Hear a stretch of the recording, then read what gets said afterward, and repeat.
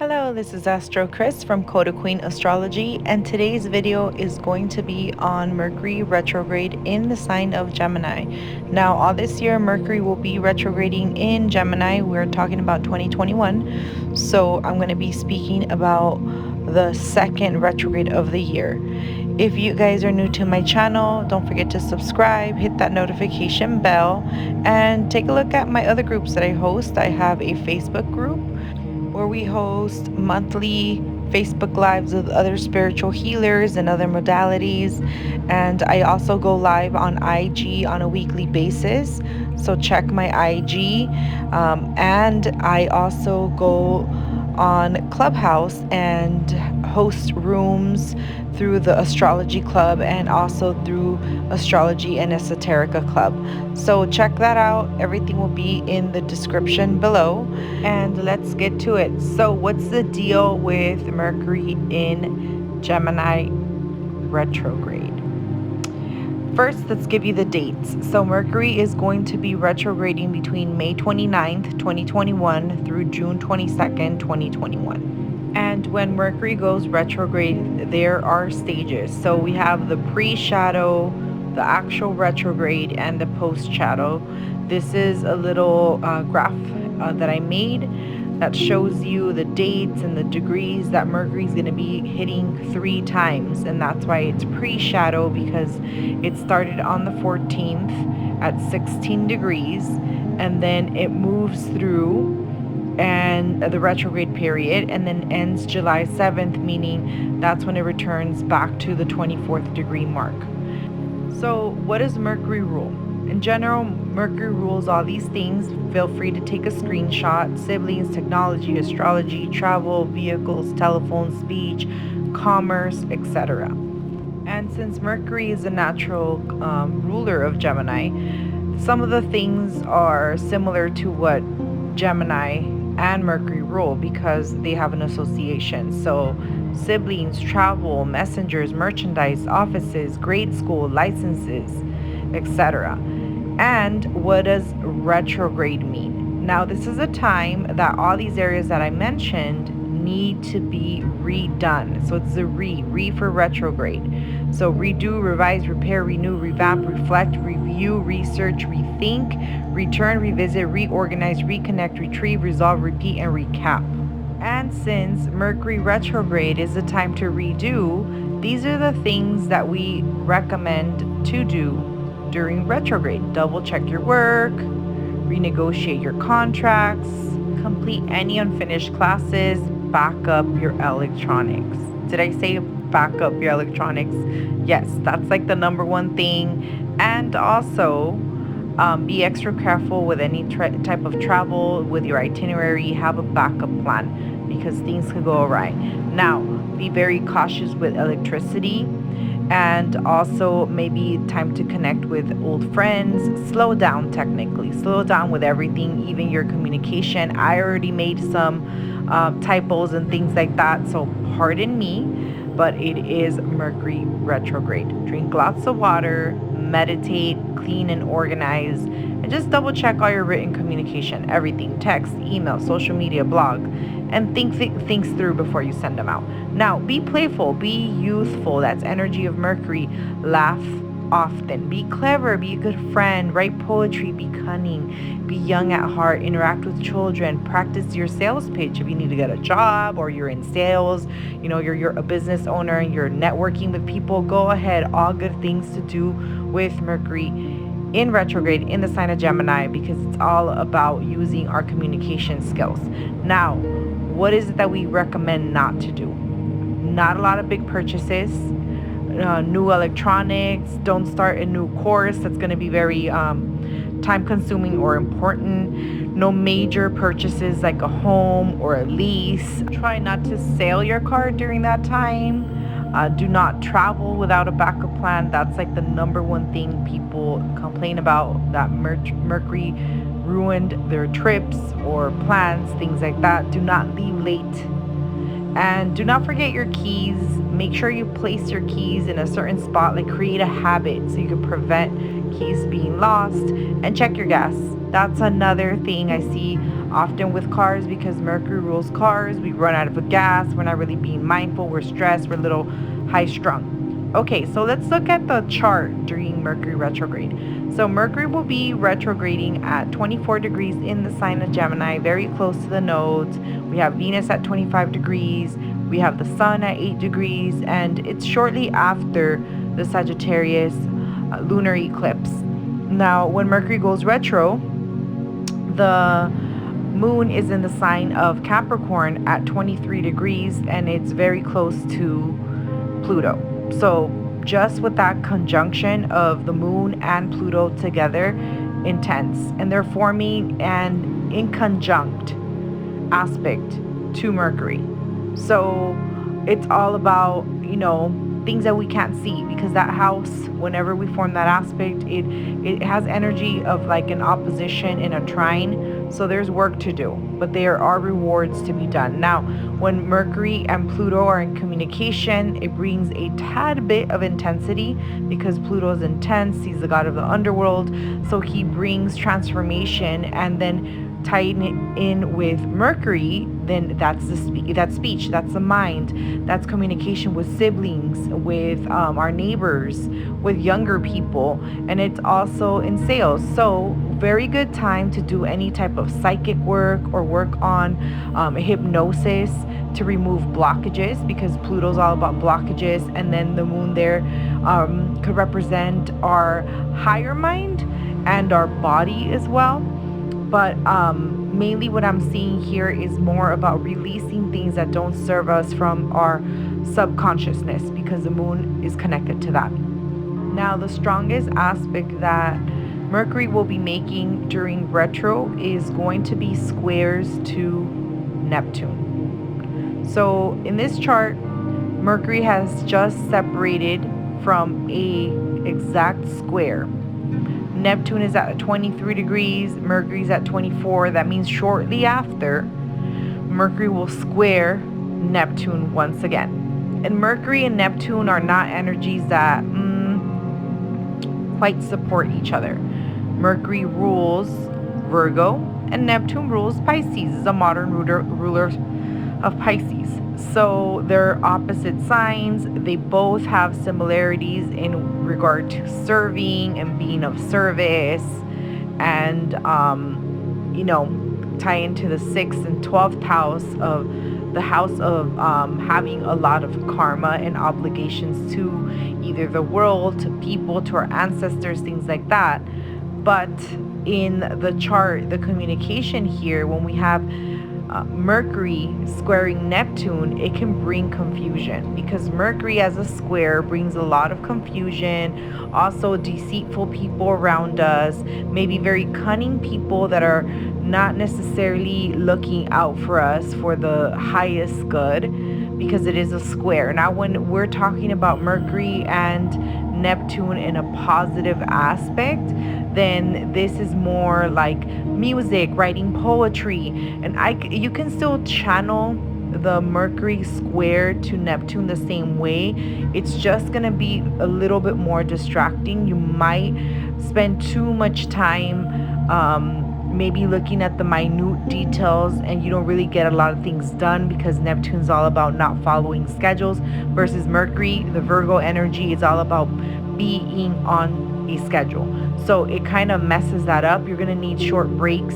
So everything that we do, we're going to require short breaks, like maybe work very diligently and organized, and then from there take a rest break. Also working with music on, dancing, getting things out of our body, lots of movement, things like that. Being artistic, even painting. Oh, I like that, because Mercury rules the hands and Neptune rules art, rules music, rules the arts in general, photography, things like that. So anything that gets your creative juices going.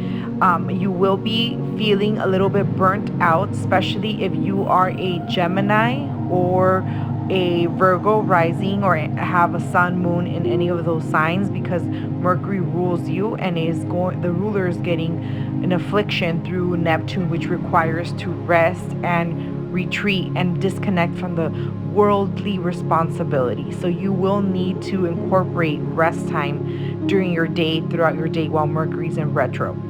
And another good aspect that I see, so it's pretty far as a sextile in the chart, but through Mercury retrograde, Mercury will make a sextile to Chiron. Now, it's not going to be an exact sextile because Mercury only goes up to 16 degrees, but it's going to be within the 5-degree orb, so it's fairly close. So it's all about healing the self, releasing things, but this is going to be through using Mercury methods. So I would like people to use any type of journaling, or actually speaking these issues out loud, or even speaking it to a friend, or seeking some sort of like coaching or group where they can express themselves.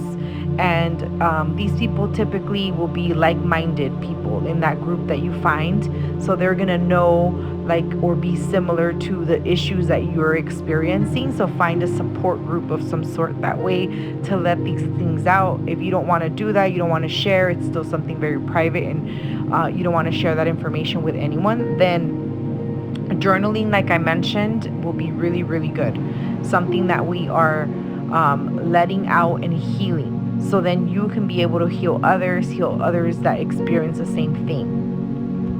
I don't really see the energy of creation right now, because most of the planets during retro are in earth, water, and air.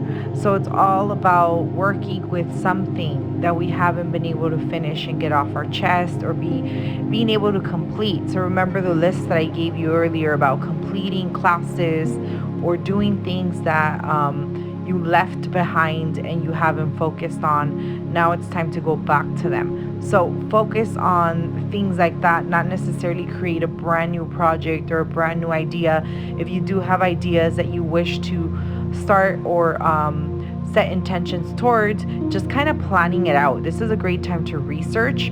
I wouldn't take steps to actually manifest it that way, like an actual tangible result, but you can definitely research and start gathering your tools and everything that you need. So like that, when Mercury does go direct, you're able to then execute your plan and your manifestations and, have better results because you did your research. Okay, so all in all, I think the aspects look pretty good other than what I've mentioned. Now, let's go to the signs that are going to feel this energy the most. Well, lucky Geminis, this energy is conjuncting your sun, moon, or ascendant. So it's all about you doing something that you love, especially if this is your rising sign, getting research and ideas done, and just being able to express yourself on a new level, because this is revamping the first house of the self, which is the beginning stage. That's the door into our chart. You may feel a little bit more disoriented or scattered or more talkative. Just remember, it's the retrograde. Now, for Sagittarius, this energy is happening in your 7th house of relationships. So, and I wouldn't be surprised if you have some sort of disagreements with your partners, or old partners come back into your life, things like that, or in regard to your business contracts. So be very careful. Make sure you check all your contracts. Make sure that you are not reactive and participate in any disagreements you have with your loved ones. And don't entertain an old lover that came back into your life and the relationship was very painful, the breakup was very painful. You need to make sure that they have good intentions. Now, for Pisces and Virgo, you're feeling a square tension. So this is actually triggering the axis of the home and career. So for Pisces, you're going to be feeling this more in the home life because Gemini rules your home life. Virgo, you're going to be feeling this more in your career sector. So it's all about having balance in that area of life. It is tension, so it is aspecting you as a square, your sun, moon, or rising. So make sure that you take the time to either clean out your home if this is happening in your home, Pisces, or Virgo, if this is in your career. Make sure you have that good home balance because you are going to be quite busy in your career, in the type of work, or trying to get a better job. So balance your life so you can feel the retrograde more supportive towards you. Revamp your resume, talk to other people, network. Okay, so those 4 mutable signs are the ones that are going to feel it the most: conjunction, opposition, and square. Let's get to the signs that are actually going to be supported by this energy, which is the trine. So Gemini trines Libra and Aquarius. So anyone with Libra Sun, Moon, or Rising, Aquarius, Sun, Moon, or Rising is going to be feeling supported. From Libra, Gemini rules your 9th house. From Aquarius, Gemini rules your 5th house. So both houses, lucky houses, very supportive. They're the Dharma houses of the chart. Now, for Libra, the 9th house in Gemini is all about expanding the higher mind, expanding your beliefs, traveling. So it's a good time for you to plan travel while Mercury is in Gemini, not necessarily to travel abroad while it's in Gemini. Now, there's an exception to that, and I forgot to mention that earlier.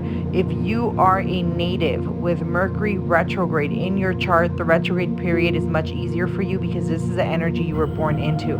So you can actually travel abroad or travel far from home if that's the case, because you do have natally Mercury in retro. Now for Aquarius, it's in the 5th house, the Gemini energy. So it's talking about you being able to do some creative pursuits, maybe hobbies, or spend more time with your children, or be curious with your partner and feel more romantic to do things together. Local travel, because Gemini rules local travel, and it's in the 5th house of leisure and pleasure. So that's what I would be doing if I was an Aquarius, a rising, or a Libra rising. Now for Aries and Leo, Sun, Moon, or Rising, you're receiving a sextile, which is a more calmer energy from the trine. It's not as exciting as the trine, but it's still exciting. It's ruled by Venus. The aspect sextiles ruled by Venus, so it is pleasurable and a little bit more noticeable, I think, because opportunities are like popping up for us to do things. So Aries, Gemini rules your 3rd house. So this is a time that you can be connecting with your local communities, connecting with siblings, or just doing a lot more local things, organizing something local, or just working on your sales pitch, working on your resume, things like that. If you are a Leo rising, Sun, or Moon, then Gemini rules your 11th house of long-term gains, dreams, large networks, and also that's also a money house. That's the money you make after your career. So it's a good time to set intentions in regard to long-term gains that are going to affect your retirement, and also set intentions around things that you would like to attain, because it is the house of dreaming. It's a house of attaining your goals and dreams, but in the long trajectory, it's traditionally ruled by Saturn. So great transit.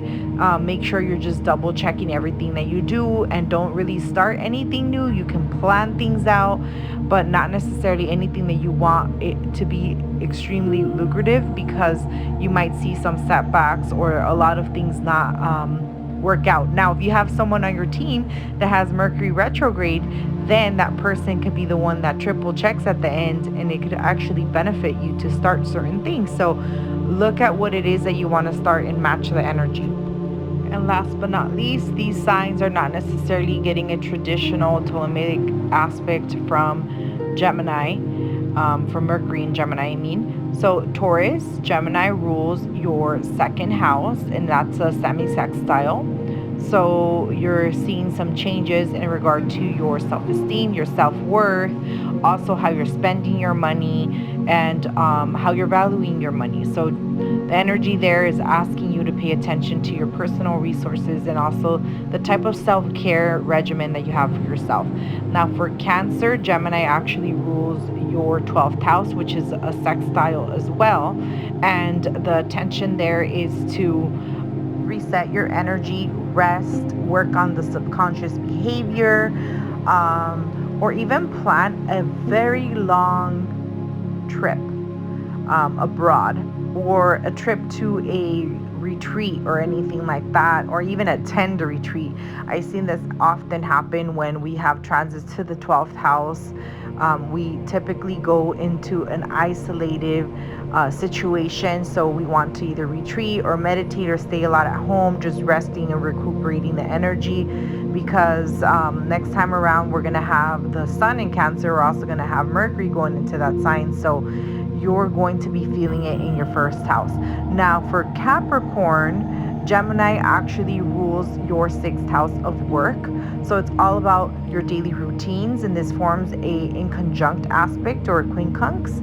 And this is about working out your daily schedules, your responsibilities, kind of tidying up your schedule. Not the funnest house, but very crucial, because the way we manage our time, that's how we are productive and we're able to feel more satisfied, feel less stress, and also have better quality of life. Now for Scorpio, Gemini actually rules your 8th house of the occult, of sex, of other people's money and resources. So you also have a money agenda, but it's all about tidying up your combined resources or your tied up resources with other agencies like taxes, insurance policies, or things that are associated with other institutions that can essentially give you some type of money that you didn't necessarily earn by working. It's also the house of inheritance. So make sure that you're working on anything that is combined to your mindset, to your money mindset, to your partner's resources, and how you are managing your resources, in addition to releasing any type of trauma or worries or things like that are being triggered during Mercury being transit in the 8th house. A lot of the times we can actually be able to clear childhood, because Mercury rules the childhood years, the childhood traumas that we have, or even some type of relationships that we had with our siblings that were not like the greatest, or events that were not the greatest correlated to our siblings. We can actually heal them during this time. Hypnotherapy is actually really good when you have Mercury transiting your 8th house. Great, so those were all the signs. Now let me give you a few dates that are very critical, because during these dates, Mercury in Gemini will be combust. That means invisible, and that's May 26th through June 22nd. We're not going to be able to see Mercury in the sky because he's going to be too close to the sun. The closest to the sun combust. Even a little bit after, we won't see Mercury as strong. So make sure that you are taking extra precaution during this time, because everything that Mercury rules will be highly impacted during this time, and this is when we can see a lot of errors and mistakes happen. So yeah, make sure you dot your I's and cross your T's, and take your time and plan accordingly, and all those great things that Mercury in retro makes us do. So if you enjoyed this video, don't forget to subscribe, hit that notification bell, and check out these other 2 videos. I'm sure you'll like them. I will see you guys later. Thank you so much for supporting me and being here, and let me know how the Mercury retrograde treats you. I'd love to know that. Catch me on IG. I go live Wednesdays or Thursdays, and I post when I go live on my IG. So if you follow me there, you can get to ask me a question live.